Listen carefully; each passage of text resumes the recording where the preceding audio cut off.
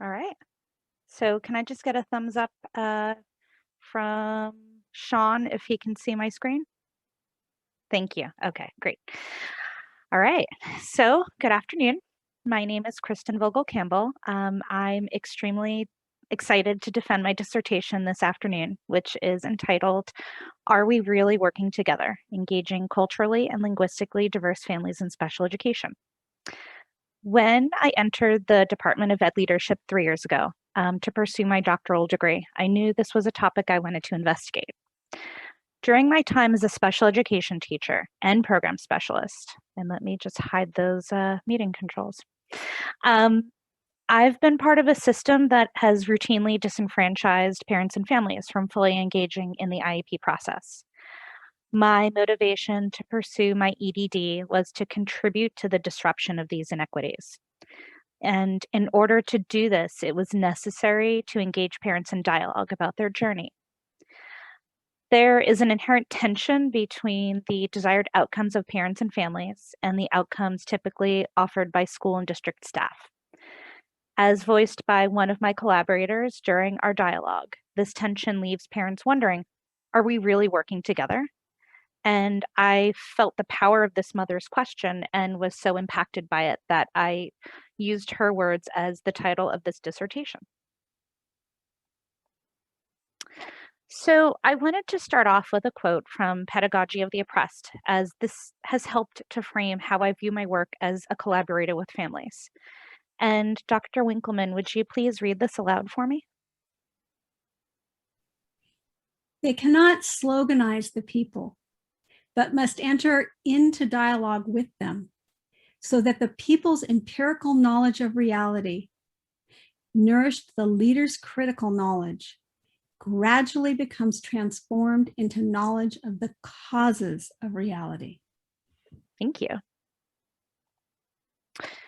So, parents of students identified as having a disability under the Individuals with Disabilities Education Act, or IDEA, are guaranteed the right to meaningfully participate in their child's individualized education plan, IEP.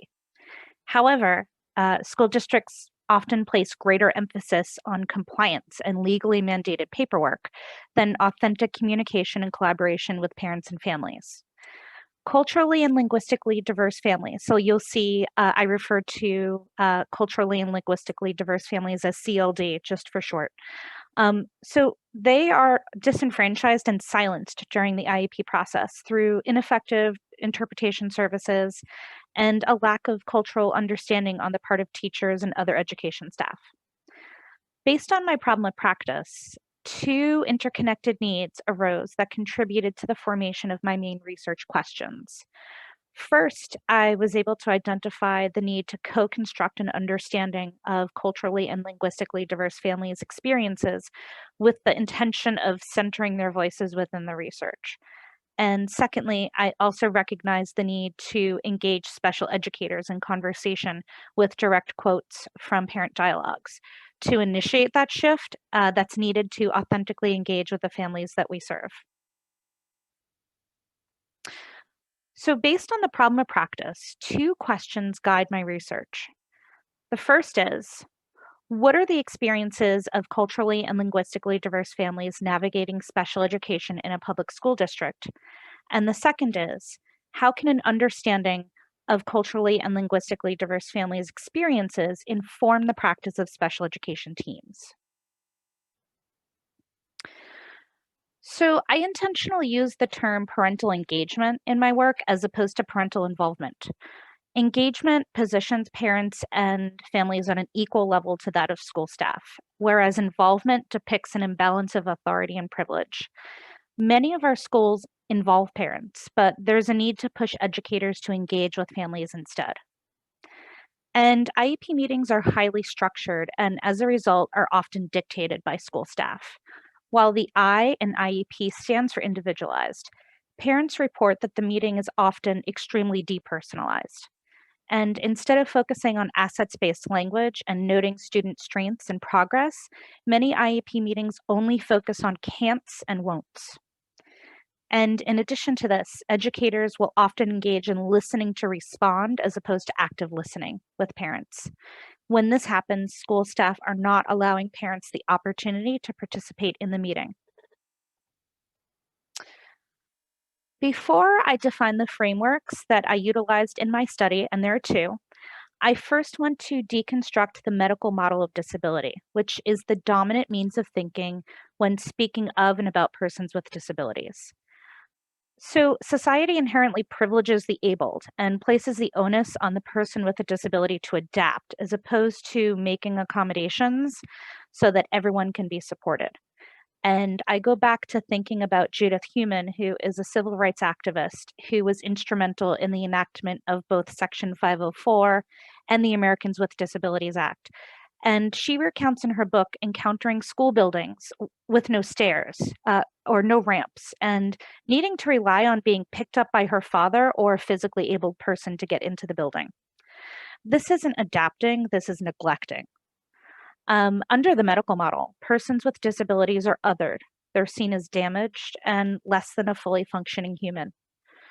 This dehumanization crosses over into schooling, where services and interventions are determined by what's legally mandated and sometimes not in full consideration of what students deservedly need. This person is seen as needing rehabilitation, which creates space for segregated school settings, such as resource rooms, special day classes, and non-public schools. Denying a person with a disability their right to receive an education in the general learning environment not only pathologizes the student and their needs, but contributes to the carceral state and the industrial prison complex. So the first framework I utilized, Yasso's Community Cultural Wealth, focuses on the knowledge that students and families bring to school that's often disregarded by white hegemonic systems and structures. There are 6 aspects of capital that work in an interwoven manner. No one form of capital can exist without the other. We have aspirational capital, and that refers to the hopes and dreams that parents have for their children's futures. So their lives will be better than the previous generations. Linguistic capital is the power that dual and multi-language speakers have to serve as culture brokers and assist family and community members with interpretation. Familial capital relates to intergenerational knowledge, customs, and traditions that's often disregarded by school and formal settings. Social capital is the knowledge of the networks of knowledge and access that come from extended community associations and resources.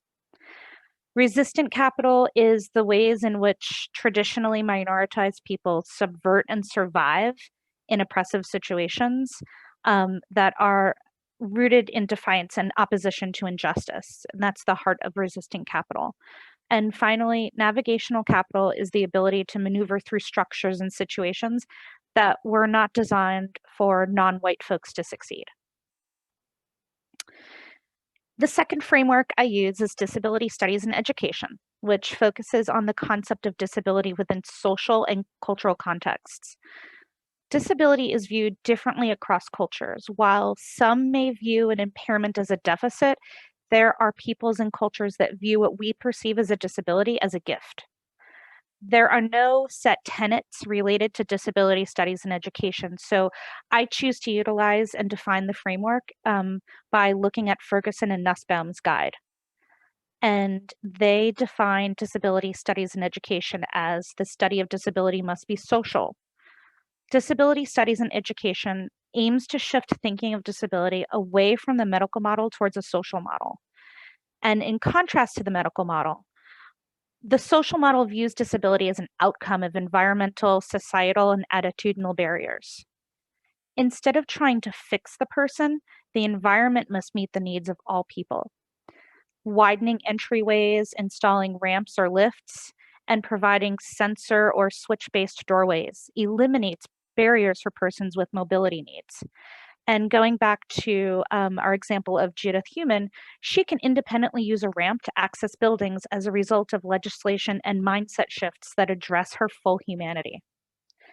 The study of disability must be foundational. It's essential that we understand who benefits from the labeling and othering that a disabled-able dichotomy perpetuates and how it upholds systems of power and privilege. The study of disability must be interdisciplinary. meaning it should be studied in social, cultural, historical contexts, utilizing personal narratives and experiences. In addition to this, the study of disability must be intersectional, so it must consider race, class, sex, gender, orientation, documented status, education, many other things, and how they come together to create multiple identities and realities. The study of disability must be participatory, so persons with disabilities must be involved in the study of disability. And finally, the study of disability must be values-based. The study of disability must be free from judgment, negative portrayals of persons with disabilities, and pathologization of disability.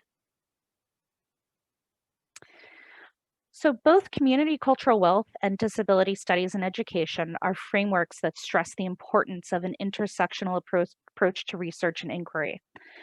In order to fully meet the call set forth by these critical frames, I felt it was necessary to utilize both in order to satisfy the research questions. They serve as a guide in every step of my study, helping to form my dialogue and focus group protocols, the means in which I produced my findings through narrative portraiture, the cross-case analysis, possibilities, and steps for moving forward. So Waitaller and King-Thorius refer to this as cross-pollination of frameworks.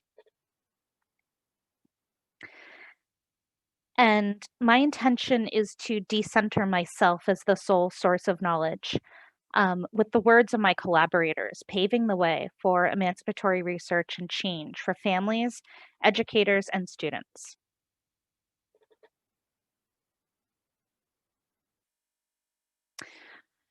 Here's a chart with some pertinent information about the families that engaged in participatory dialogue and research.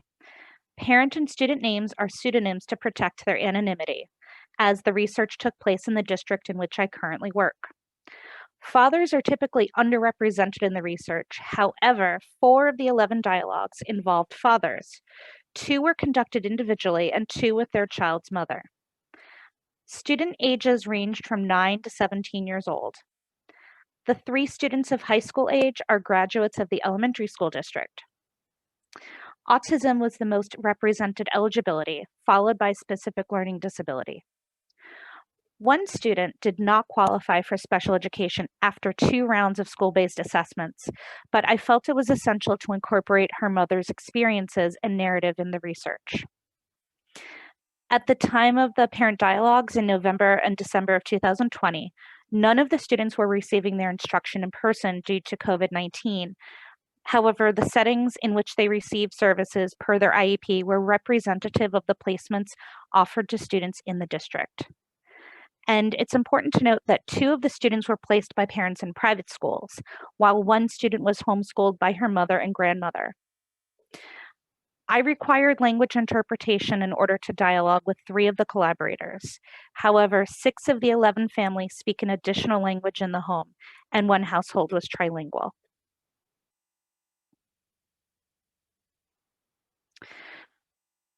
Bell hooks illustrates the power of dialogue, especially when engaging in critical practice with the purpose of enacting change. Dr. McGee, would you mind reading this quote aloud for us? Sure. To engage in dialogue is one of the simplest ways we can begin as teachers, scholars, and critical thinkers to cross boundaries, the barriers that may or may not be erected by race, gender, class, professional standing, and a host of other differences. Hooks, Thank you. 1994. Thank you. So the flexibility of the semi-structured empathetic protocol allows for both participants in the dialogue to direct the flow of the conversation and allows me to follow up with probing questions to clarify my understanding of parents' thoughts, feelings, and experiences. And some examples of probing follow-up questions included, how did that make you feel? Or why did you use the word or phrase? These 9 prompts guided each of the 11 parent dialogues. Dr. McCreary, would you assist me in reading the prompts in alternating fashion? Or Yep. Okay. Whatever you want to do. Okay. So I will start. Please tell me about your child. What does your child like? What are your child's strengths? Please tell me about your first discussion with a teacher about your child's learning differences. Please tell me about your first contact with special education. Please tell me about how your child was first assessed for special education services.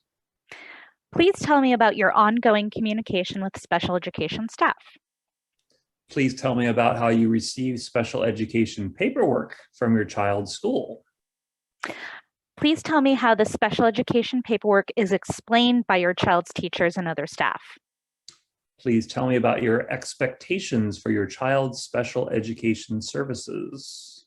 And finally, please tell me about the role you play in the designing and monitoring of your child's educational program. Thank you, Dr. McCreary. Okay. Using open-coded dialogue transcripts, I constructed a chronological narrative of each family's journey in special education. And utilizing grounded theory, I centered the words of the parents as headings for each section of the narrative and used quotes from parents to support the flow of the narratives. The dialogue narratives revealed several facets of the fraught and tense relationships existing among parents and the special educators who are supposed to serve and support children. Convenience of the educators, disregard for parent perspectives, the parent as advocate, and a desire for assets-based thinking as well as collective problem solving are the common themes that emerge across the parent dialogues. Convenience of teachers, schools, and districts. School-based members of the IEP team present parents with proposals that often reify the status quo with minimal adjustments. Educators' unwillingness to change the physical environment of the classroom to include students with special needs, lesson pacing and structure, and behavioral intervention strategies left parents questioning the intentions of the teachers who work with their children. Judy, the mother of 10-year-old Betsy, relayed the following about her daughter's mainstreaming experience. She was just a visitor, just passing through. I don't think the teachers ever thought of Betsy as being one of their students. Instead of having a desk of her own, Betsy squeezes into a space with some other students, often towards the back of the room. Judy relays that it wasn't really in her best interest the way it was set up. It was what was convenient for the teacher. And to put it another way, Judy is asking for both creativity and acceptance on part of the classroom teacher, instead of having Betsy fit into the mold of the class structure and layout. So after reading this quote, are we really working together?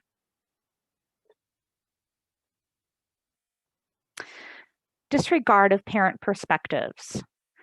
Throughout the dialogues, parents shared numerous instances of how their perspectives on the optimal learning conditions for their children are disregarded. And parents are given the impression that their words and actions are unimportant, a hindrance, or an annoyance, as evidenced by Aida's recalling of a situation where she felt dismissed by her son's principal and teacher. After attempting to communicate with the principal and teacher over email, Aida decides to connect directly with her son's individual aide. Through her check-ins with the paraprofessional assigned to support her son, Aida finds out that the paraprofessional is being pulled from the classroom at the beginning and end of the school day to perform crossing guard duty, 2 times where the previous year's assessment determined that her son requires the support the most. Aida calls several IEP meetings during her son's first grade year to state her concerns about the inconsistencies in support, communication, and lack of academic progress. Aida feels her concerns are not validated or considered. She is left with the impression that the teacher and principal only meet with her because they are required to by law. The body language and tone of voice that these 2 staff members display impact her greatly. She feels they are thinking along the lines of, oh, this parent is angry and this parent is ranting, so let them rant, but we're not going to change anything. Let her go on and on and on. We're not going to change one thing. After reading this quote, are we really working together? The parent as advocate. All of the parent collaborators in this research identify the need for parents to act as advocates for their children. Leticia expresses that In order to get the services that you need for your kid, you need to be an active parent and really know what they're doing and be hands-on with their education. I don't think decisions should be made without the input of a student or a parent. Parents describe being pushed to serve as advocates. When parents sense a disharmony with the IEP team, any implicit trust is broken. Some parents seek the services of professional advocates and attorneys to assist them in maneuvering through the special education process. Despite possession of professional status and resources, there are instances where even the most privileged of parents are too tired to fight. After unsuccessfully trying to get his daughter assessed for special education, one father says, "Forget it," and waits until the family moves to a different state to restart the process. Another mother, utilizing her resistant capital and resiliency in the fight of an uphill battle, states, "But don't give up. I haven't given up. Sometimes you have to be brave enough to confront the problem you see." Based on those two quotes, are we really working together? A desire for assets-based thinking and collective problem solving. Parents yearn for school environments that incorporate and honor their familial knowledge, as well as recognize the aspirations that they have for their children. Emily shares her aspirations for a collaborative team when she says, "What I am hoping for is someone at school to say, 'We think she can really do this, and this is how we're going to get there, and this is what she's got to do to get there.'" Educators might be familiar with buzzwords such as growth mindset, but many continue to speak about a student's deficits and disability through the lens of the medical model of disability, rather than viewing their students with disabilities as complex, complete human beings who deserve to be spoken about in terms of possibilities, not limitations. It's bitterly ironic that not only is this what parents overwhelmingly want, this approach is commonly accepted as best practice in every classroom, school, and district. And based on this aspiration, not reality, are we really working together? Continuing that thought, parents want to be part of a team that problem solves and come up with solutions and strategies to support their child's social, emotional, and academic development. One parent recalled that there was one year where everything clicked. It was a perfect combination of experience, optimism, and positive attitude that was a recipe for success. This parent's experience of a recipe for success was fleeting as staff turnover and changing of staff assignments completely revamped her son's team, and she shared that the next year was a struggle. Not all of the experiences were negative, but none were consistently positive. Are we really working together?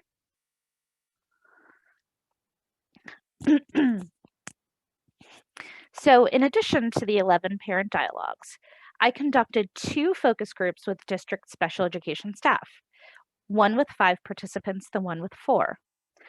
I selected 4 quotes from the parent dialogues with the intention of eliciting conversation around the following prompts. And Dr. Winkleman, would you assist me in reading the prompts alternating? I can start? Yes. Okay. How might we, special education teams, consider the ways we can learn from parents about their child's assets, strengths, and interests? The ways in which we engage families about a child's learning differences. The ways in which we initially contact families. The ways in which we share the assessment process. The ways in which we model and support ongoing communication.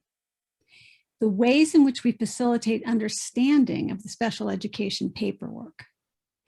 The expectations that parents have about their child's special education services. The roles that parents play in the designing and monitoring of their child's educational program. Thank you, Dr. Winkleman. So, convenience of teachers, schools, and districts. Staff that participated in the focus groups acknowledged the dissonance between their personal beliefs and their work in a system that consistently disenfranchises students and parents. While one of the participants observes, "I feel like we're not making decisions based on students' needs," another responded, "I don't know if it's even possible for significant positive change. We have too many students." In the quest for efficiency, corners are cut to save time, and these cut corners include not completing paperwork on time and copying and pasting reports using a template. Echoing the concerns of several of the parent collaborators, one staff member shares that some staff do what is easiest for them, not necessarily what is best for their students. And she says, "Here's my curriculum, this is what I teach, and this is just how the IEP is going to go." I've never heard a teacher say that, but that's the messaging that I think parents hear. This is what the teacher is teaching, and if you don't get it, you're going to be moved to this teacher who teaches a little lower. I get stomach aches when I have to sit in some of these meetings. So disregard of parent perspectives.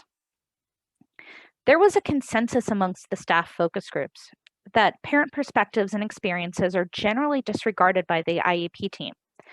2 participants spoke to the power of nonverbal language and cues and admit tendencies to not recognize or even ignore parents who are visibly uncomfortable or appear confused in meetings. I'd like to think that it's just ignorance and that folks aren't deliberately ignoring when they see a parent not understanding. One staff member confides to the group. One of the staff participants summarizes one aspect of this need for caring and authentic communication with parents when she says, "If there's one thing that you learn to do and do well, it's tell parents the truth and tell it with compassion and empathy, but make sure that they understand what you're telling them." The parent as advocate. Overall, staff believe that parents feel the urgency to become advocates for their children after they are dismissed and denied by either medical or educational professionals. In addition to this, when professional knowledge is lacking, parents are driven to educate themselves. A staff member reflects on how the parent voice is extinguished. It's not surprising, and it's really kind of sad that after hearing no, no, no several times year after year, that a parent will stop asking. But that's not their fault, that's our fault for failing to do our due diligence. Desires for assets-based thinking and collective problem solving. So the focus group participants expressed a collective desire to move towards assets-based thinking and collaborative problem solving in special education, especially during and through the IEP process. This shift in practices requires educators to listen more closely to parents. One of the staff participants highlights the importance of honoring and utilizing parent knowledge.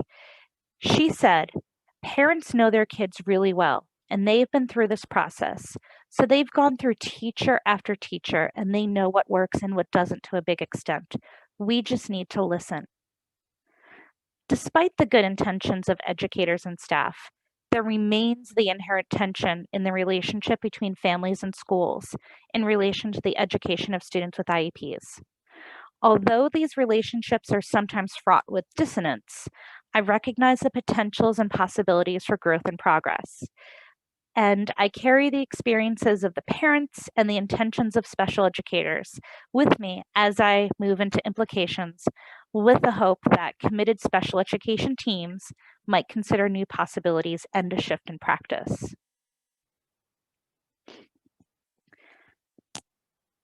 Instead of the more commonly used word recommendations, I intentionally use possibilities. Recommendations has a finite connotation that is somewhat problematic when considering the need for a paradigm shift. Access and engagement in the IEP process is not an issue based on a linear problem that can be solved with one solution. This isn't math. It involves shifting the conditions that are holding the problem in place. Ultimately, the term possibilities is based in a more inclusive, assets-based, collective problem-solving approach, which harkens to the tenets of community cultural wealth, disability studies and education, action research, and the themes identified from parent dialogues. At every level in the special education process, a true partnership with parents must be intentionally cultivated and maintained. We must consider the possibilities for a more inclusive partnership at every level, from teacher, case manager, site IEP teams, site administrators, special education departments, school boards and labor unions, school districts, county offices of education and special education local planning areas, and the State Department of Education. For case managers, sending drafts of the IEP home in advance should become a common practice rather than by request in order for parents to have an opportunity to read the draft and bring questions to the meeting. One of my parent collaborators also encourages case managers to reach out to families before the IEP and to ask parents how and to what extent they want information presented in the meeting. IEP meetings are generally held on school grounds, and sometimes school-based members of the team have a dedicated day of the week for IEP meetings. Nothing is more intimidating than walking into a room where everyone else is already seated and settled. The conference room or space used for IEP meetings should be entered by all participants at the same time, and parents should be given priority as to their seating preference. Not only does this create a welcoming environment, but it also sets families at ease when they have the opportunity to occupy the space they feel most comfortable in. One of the parent collaborators suggested that she would like to see schools establish buddy and peer friend lunch bunch groups to foster genuine friendships and social situations for all students. This will require support and planning on part of the site principal or administrator, as well as coordination with a school counselor or a psychologist to facilitate groups. Special education departments must make a concerted effort to reduce the number of students currently enrolled in segregated classrooms and schools, and work with educational services departments to ensure that students with IEPs are provided the same opportunities and level of high-quality education that students without disabilities receive. To this end, there should be increased opportunities for special educators to gain experience with grade level curriculum and share their knowledge of differentiated instruction, or DI, and universal design for learning, UDL techniques with their general education colleagues. This pushes against the ideology of somebody else's students that we often see within the traditional school district. This shift towards greater inclusion will involve collaboration between the district and labor unions in negotiating contracts around language and class size, and will involve the provision of additional teachers and support staff to accommodate the change in numbers. Mental models and habits of thought pose the greatest challenge to implementing change. Without a shift in mindset, changes in policy, practices, and resources will be ineffective. District and site-based leadership are tasked with ensuring that emancipatory change is fully implemented with fidelity. County Office of Education and state special education local planning areas should disseminate all available translation of the Notice of Procedural Safeguards to their colleagues statewide, as well as to the California Department of Education, so that all districts have access to translations for their families. Currently, I'm aware of translations available in Arabic, Chinese, Farsi, Hmong, Japanese, Korean, Portuguese, Spanish, Tagalog, and Vietnamese. There may be others. Finally, the California Department of Education can work towards demystifying the IEP process by providing parents with consistent IEP paperwork across the state. This also involves expanding sections in the IEP documents where educators must solicit parent input. By providing additional opportunities with parent feedback and the concerns are documented, this increases the likelihood that families can effectively participate. In addition to this, establishing one student information system for IEPs and opening a parent portal so parents have access to their child's historical IEP records is a step towards creating a transparent relationship in order to ensure students receive the services they're entitled to. So, in conclusion, a drastic and radical shift is needed.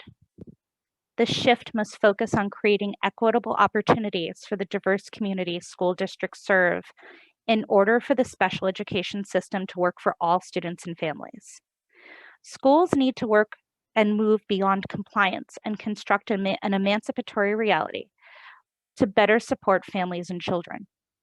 Parent voice must be the starting point in each interaction between educators and families in order to recognize the assets and knowledge that each unique family carries with them. Educators must challenge their own preconceived notions of how they expect parents to contribute to their child's IEP. This involves a critical examination of current practices, reflecting on the procedures that decenter familial involvement, and altering norms to accommodate the experiences and perspectives of all team members. Dr. McGee, would you mind reading that quote for us, please? It's the 2 of us versus the 9 of them sort of thing. And Dr. McCreary, would you please read that second quote for us? It's phenomenal. I can't say enough good things. His team is amazing. We couldn't have asked for more. I truly feel like part of the team where I didn't before. So my final question is, how do we make sure that the second quote is a reality for each student and each parent? And thank you very much. Thank you. Kristin, I saw your mom doing what I'm doing right now. This is such a powerful, powerful presentation. So I'm going to take a minute, and I've read these narratives and they still choke me up. So I'm going to take a minute to, as I said, let folks just give her comments. And I will give us, I will cut us off when we've done so many that we need to let the committee members get in and ask her the questions they need to ask. But I really would like to start, I saw some in chat, by getting responses to this very powerful piece.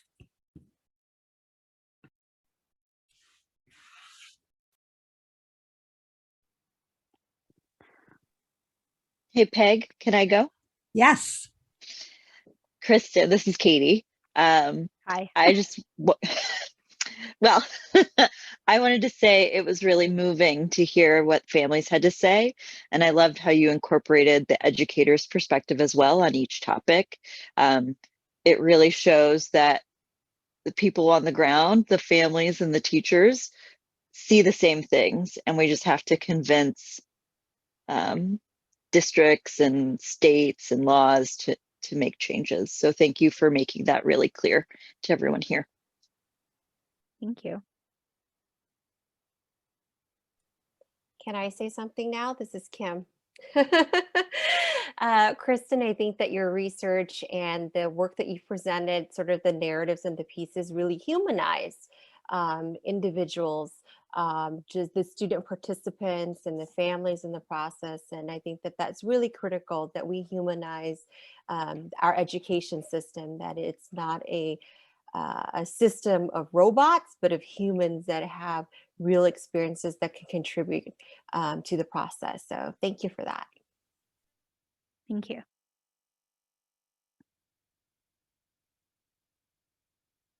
You can put your hand up if you like, or you can just unmute yourself. I'm not worried about people all going at once.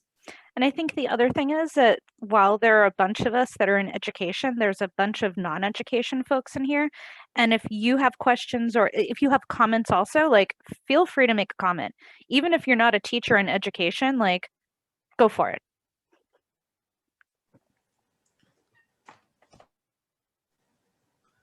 Okay, well,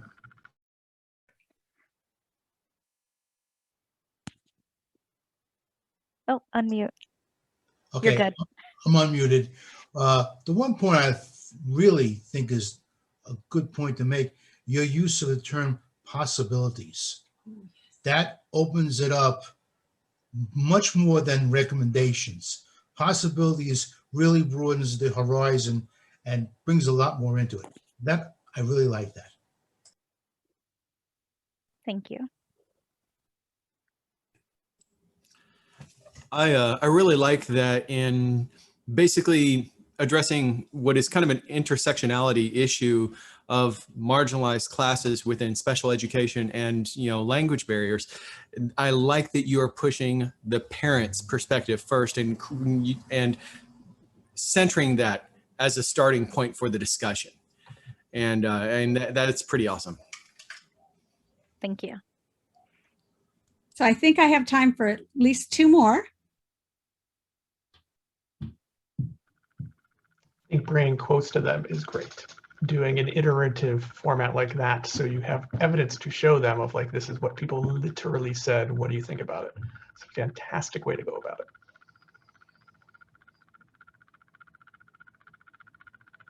Thanks, Sean. Jackie, you look like you're thinking something. Did you want to say something? Yes, I was really impressed with the use of like the interviews, but then also the focus groups, and kind of like protecting people's privacy, but then also putting educators and community to like think about their practice together. That was really interesting to me. Thank you. Thank you. Yeah, so Kristin, you know that part of the reason I started getting choked up is I do know how much work went into this. I know how much work went into your listening and carefully coding and recoding and cross-case analysis, and how thoughtful you were about what you took to the group of special educators. So I'm going to now let my other committee members ask you questions. Mm-hmm. So Dr. McGee or Dr. McCurry, I don't know who would like to go first. Ladies first. Thank you, Dr. McCurry. The reason why I'm on a different computer right now. My phone died, so my different device died. But well done.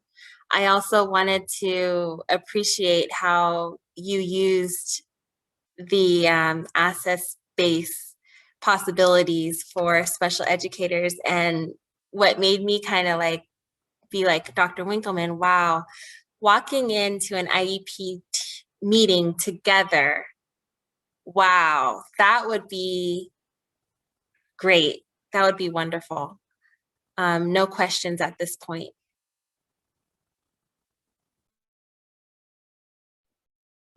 I was just blown away. First of all, reading chapters 4 and 5, and when you pulled everything together, I just don't know how you kept track of everything. And I mean, just to be honest, like with 11 collaborators and trying to remember all of their stories, I mean, very detail-oriented stuff. And it was like Peg had mentioned, like it was an easy read. It really flowed. And I just appreciate your very specific word choices for, you know, just to say they're collaborators. I mean, that to me is why you were able to get the data that you did, because you set the tone, you engaged in your own active listening skills, and you also formed these positive relationships with some of these folks that you didn't even know. And I think that says a lot about you as the new director of a certain school districts who can really do some of this great work that, you know, that needs to happen. And especially this year, it's going to be a very difficult school year when all of our little guys and big guys show up for school next year. And I just, you know, just overall big picture, just praise your work and all of the efforts that went into it. So, but I do have a couple of questions. Go for it. So as I was reading chapter 5, I got to the point where, you know, the themes were popping and everything was cool. Then all of a sudden, oh yeah, we also did a focus group.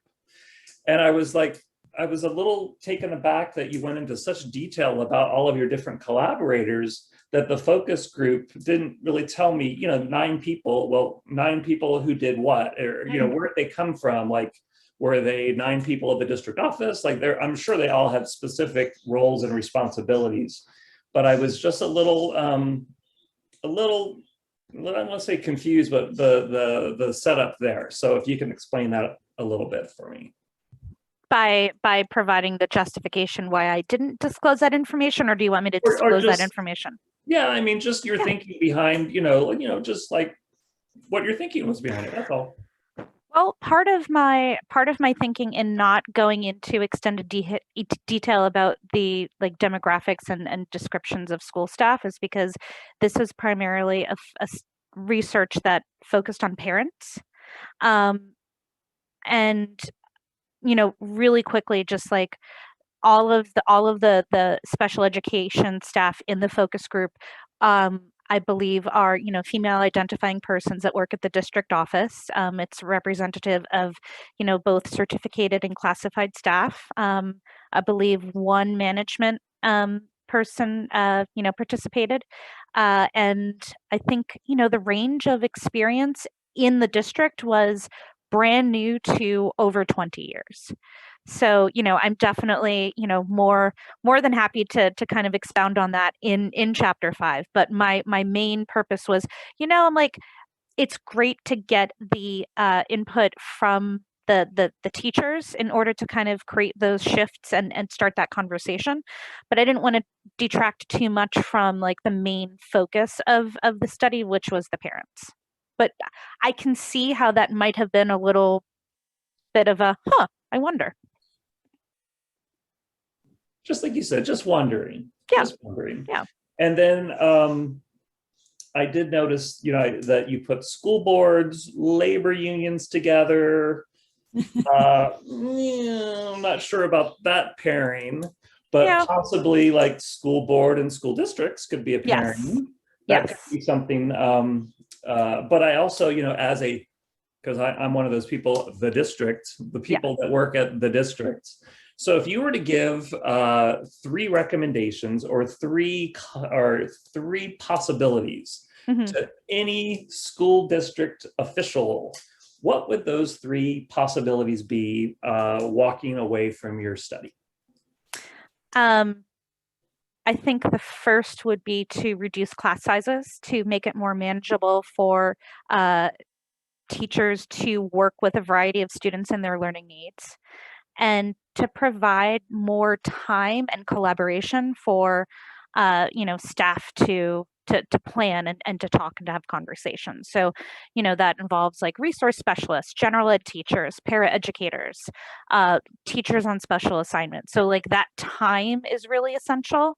And then the other one is to, really make sure that all of the, site leaders have a working understanding of special education so that they can go into classrooms and provide any teacher with feedback on how to support a diverse range of learners.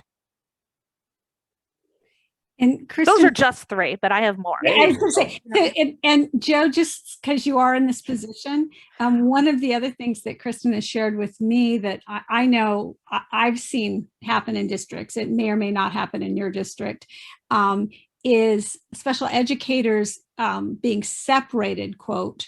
So even special educators being segregated from, quote, regular education teachers.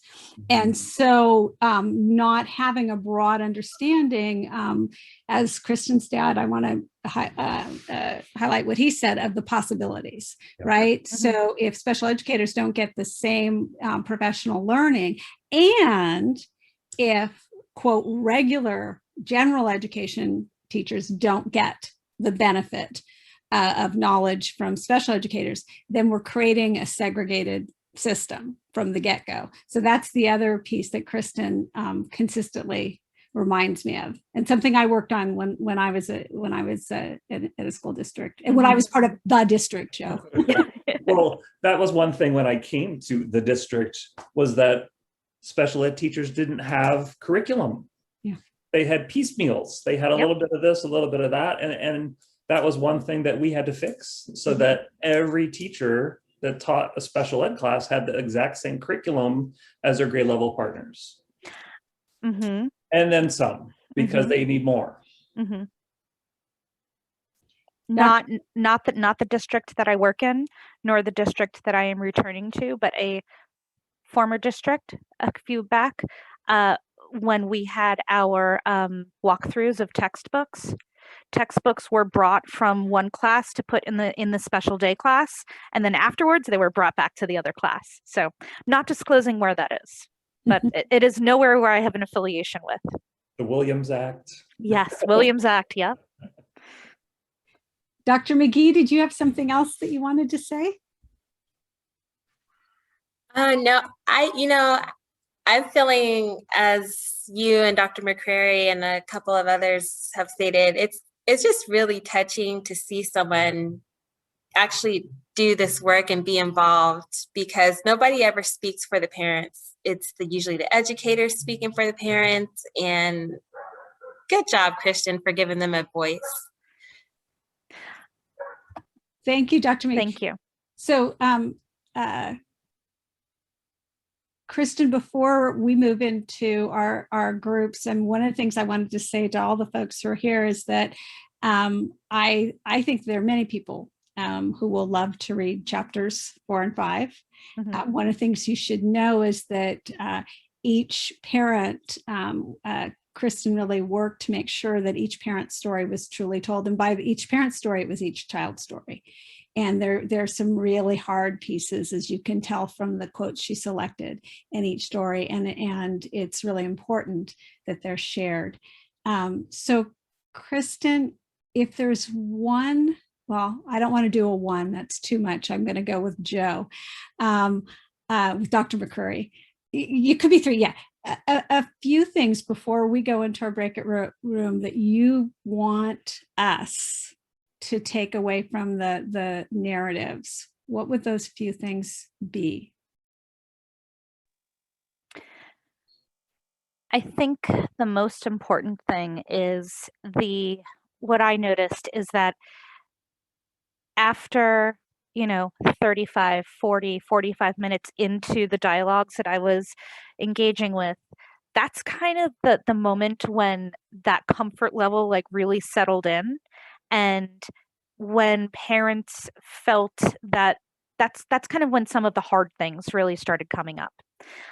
So when I kind of piecemealed everything together chronologically, those stories didn't come out chronologically. So it was really just kind of taking it from here and from there. But I think when educators, sit with parents in IEP meetings and they're like, so what concerns do you have? And, sometimes on agendas, it says parent concerns, 3 minutes. That's really not enough time to make sure that concerns are effectively, documented. And I'm not necessarily calling for 45 minutes at each meeting where parents, are given to kind of share their stories, but it's 3 minutes. It's a set number of, it's in the meeting, but it's also the work that's done beforehand. So it's making sure that the relationships between the teachers and staff are there before you go into that meeting. Because if you're going in cold, it's not going to be effective. And if you haven't reached out to parents beforehand, you're really not going to be able to elicit, true concerns, and you're not really earning their trust. And I think the other thing is that there were 2 parents who had unilaterally placed their children in private school after, situations and circumstances led them to determining that public school was not meeting their child's needs, and one family had pulled their child out to homeschool. Out of those 3 parents, 2 of them said that there was a possibility that they would consider bringing their kids back, but that certain things needed to happen. And part of that needed to be that relationship building. So I think, going back to the things that Dr. McCurry had asked, reduced class sizes, looking at teacher caseloads and teacher capacity. And, the more students and families that teachers are assigned to work with, it minimizes the opportunities to kind of create those like genuine relationships. So I think we ask too much of teachers in some ways, and in other ways, we need to provide them with more resources and support so that they can do what they need to do in a better way. And that includes district staff as well, the district. Yeah, and Kristin, I'm thinking of one more thing that came out in those narratives. In addition to the concerns, I think you and I both found in every one of the narratives, the knowledge that parents had, and it was in one of your quotes as well that you shared about their students that would actually really help educators, like how they handle transitions, right, with their child. And it was just lost in the IEP process. There wasn't a moment where they could say, to your aspirational piece, right? This is what my child can do when you say this. Right. When you do this. So okay, thank you, Kristin. We're going to go, Doctors McGee and McCreary. We're going to go into our breakout room, and so the rest of your group can ask any questions, know that and say anything they want to say to you, and we'll be back in about 5 minutes. You'll still be recording though. I will, if that's okay. That's fine. So I'm just, setting that like reminder. You can ask whatever you want under the pretext of it being recorded. Thank you.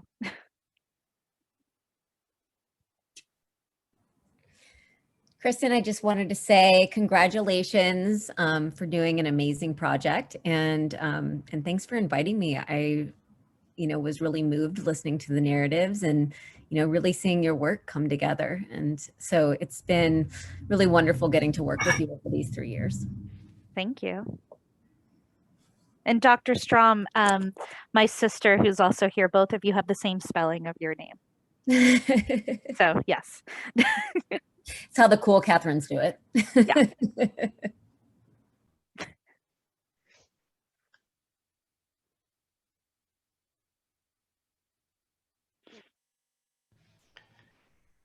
How did you keep 11 different interviews separate? I'm very, very, very organized, and I have an accordion file folder because I like to do things manually. So, and also very, very detailed Google Drive folders. So yeah, just a lot of organization, which is kind of my my forte. So don't forget the Post-its. Oh yeah, Post-its. Yeah. Kristin? Yes. How did you reduce your data? How did you analyze? Yeah. So this was a purely qualitative study. So I am not a numbers gal. I am a feelings and emotions gal. So one of the really nice things about that is I didn't necessarily have a lot of tables or anything. So what I did was after each dialogue was transcribed, I went through, and that's kind of where Katie was talking about the Post-it notes. I kind of constructed that narrative based on, okay, well, this happened here, so I'm going to write this on a Post-it note and put them in some type of an order that kind of showed like the family's flow. So it was a very old school analog way of analyzing data, but it was the way that worked for me.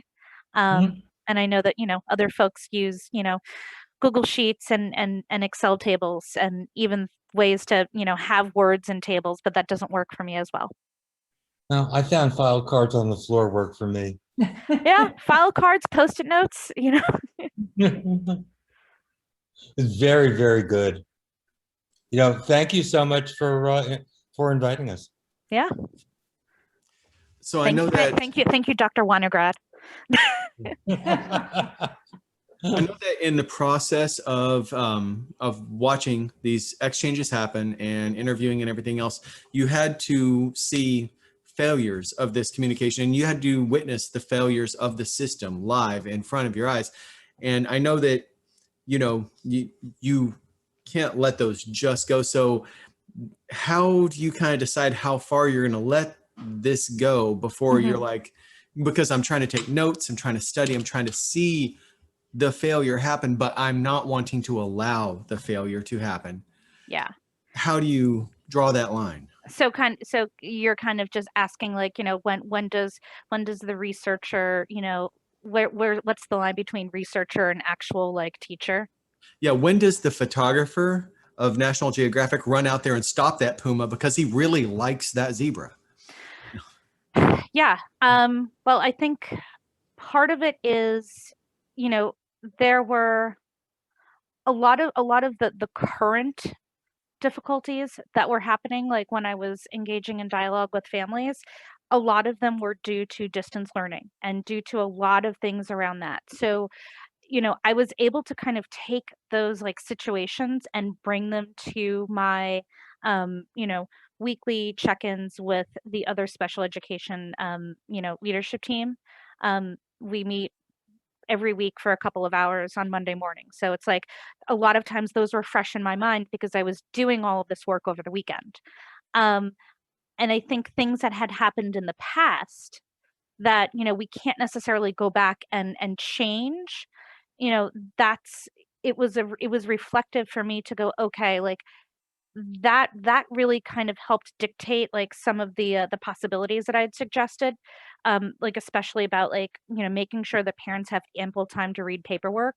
I think every single parent said, yeah, sometimes I didn't even see the paperwork until like we walked into the meeting. So that is, it's not something that I can go back in time to change, but that's a practice that can be, set in place so that moving forward, it's something that can be rectified. There was one instance where I was talking to a parent that is in the high school district, and she was talking about something that was really confidential that was happening, which I didn't include in the write-up because it was very, very specific to her child. But I did reach out to my colleagues at the high school district, and it was something that I felt obligated to share with them, because it was something related to mental health, and it didn't sound like they fully understood the extent, or that they had not taken the time to fully understand. So that is kind of when I stepped in. I'm like, yeah, that puma is not going to get attacked by it's not going to get stepped on by the elephant.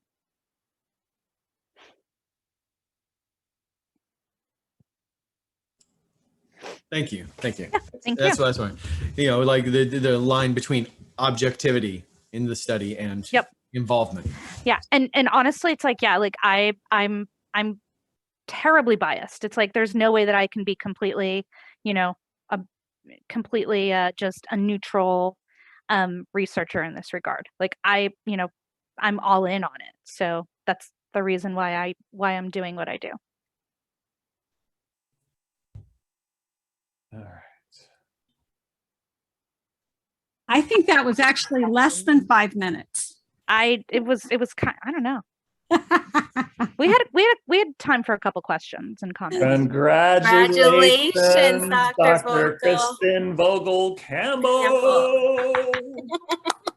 Thank you. Yay! Doctor.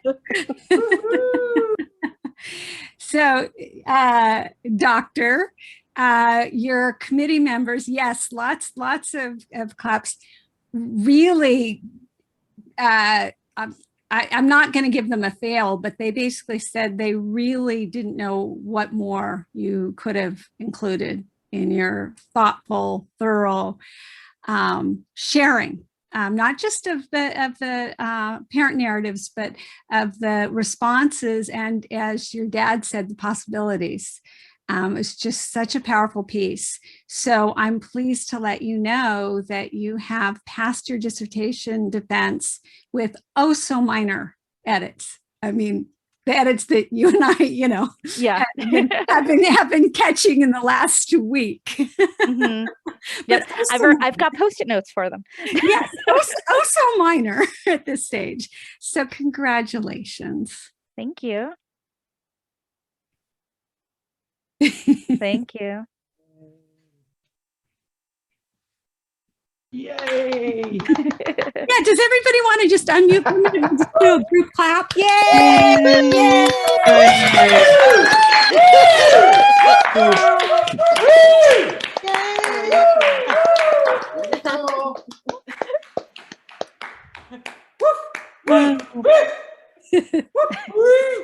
Is that the dog or is that David? That's me. Okay. Sorry, Regina. Woo! You want to bark? Do you want to bark?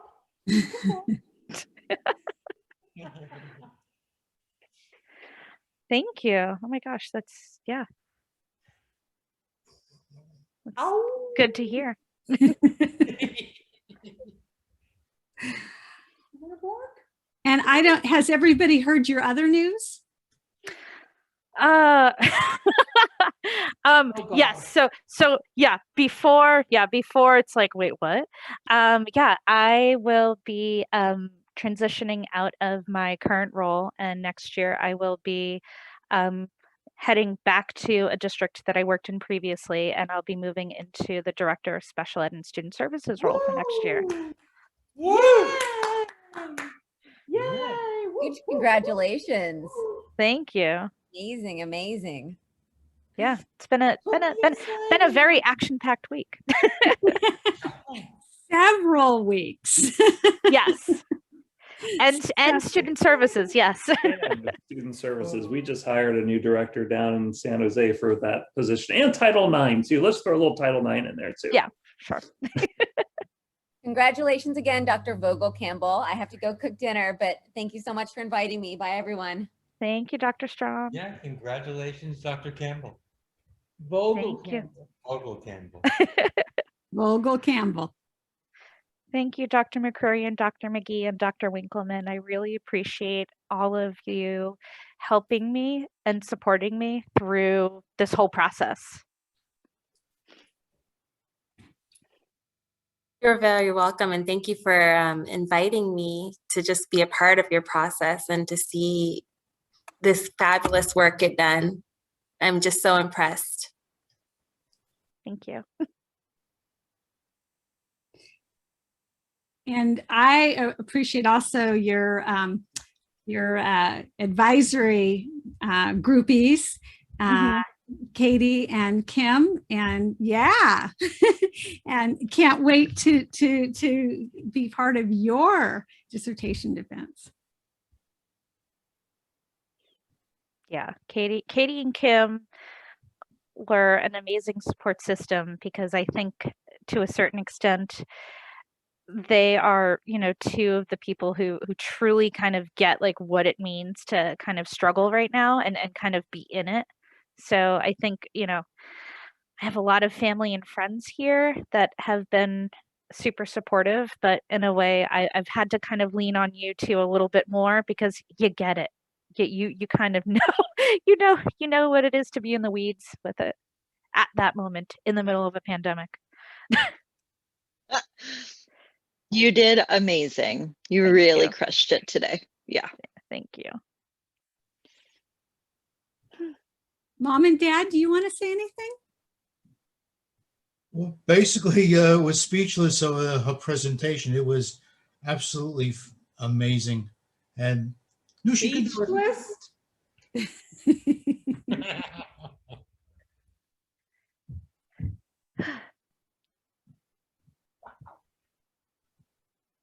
And I'm super appreciative of folks that I work with that came in. I know that I had a few folks that were here, and Alicia, who is probably multitasking because she's super busy, and Laura Lee, who I dragged to the district, and now I'm leaving you, sorry. I'm just eating dinner. Can I say something funny? Sure. I feel like it's a little ironic that your dad has nothing to say about the parent engagement.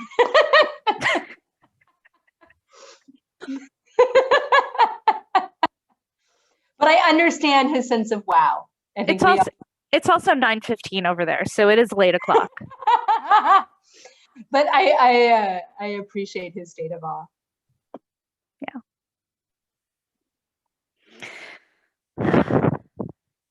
Disney. Yeah. Thanks, everybody. Oh, fantastic. Okay. Bye. Good night, everybody. Bye, Florida. See you later. Kristin, you'll sleep tight tonight. We'll see. Yeah. Yeah, well, it's 9:15, so you'll be there in 3 hours. It's very, very good. Good night, Kristin. We are so incredibly proud and overwhelmed, and your new school district is, I hope they're worthy of you. We love you. Love you too, Mommy.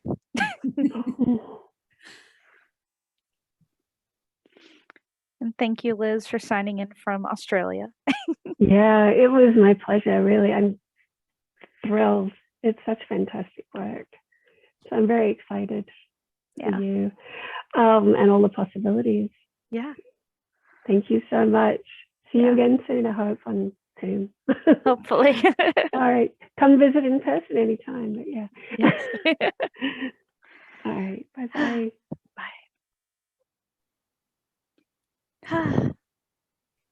Kristin, I think I'm also going to let your committee members say their finals and go get dinner, because I know they each hurried home from work. So Joe and Doctors Curry and McGee, I'm going to keep working on that. What would you like to say to Kristin? I just want to say that district is very lucky to have you in that position, and it would be wonderful if you could have collaborated with me in a district further away, but there's a little commute there, so I get it. But the work to be done ahead of us is insurmountable this year and everything that's happened. But the one thing that we do have a little bit of wiggle room with is this wonderful one-time money.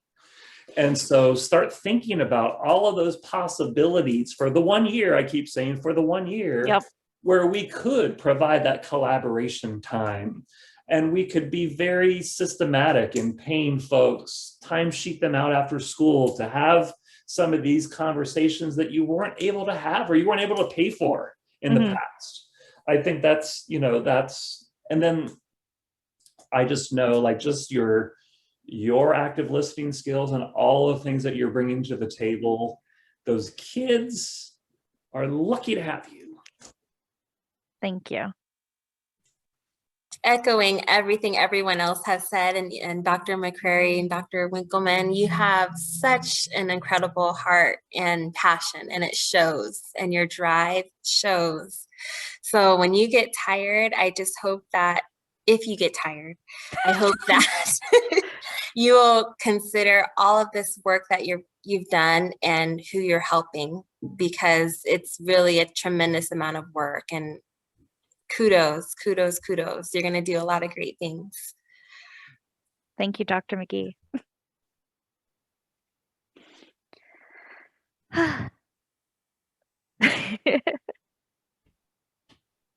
I just find the amount of dedication and work and the perseverance that you've put into this and the care that you've put into this just inspiring.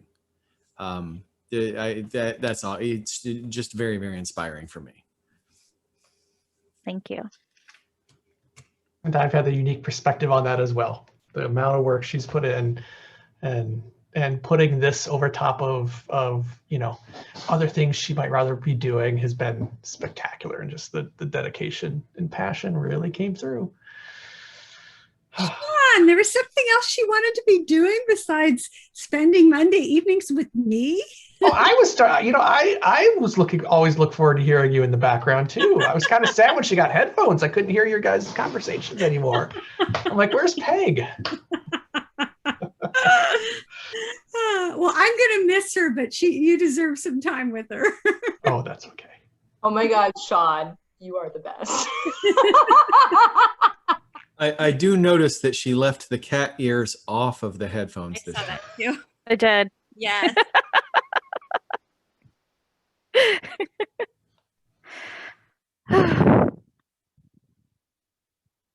Thank you, Janet and Tracy, for coming, and Emma. Well, I just want to say, my dear, you are a force of nature. And as everyone else has said, those children are so fortunate to have you in their corner and fighting for them. So proud of you. Thank you. You're welcome. Yeah, you did a really great job. It was a great presentation. I was just thinking, I wish I had you for a teacher with my son. Yeah. But Thank it was a really great presentation. Thank you, Emma. I'm glad you were able to make it.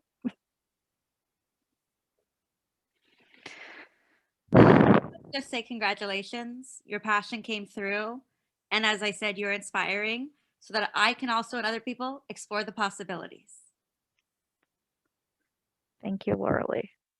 I appreciate you.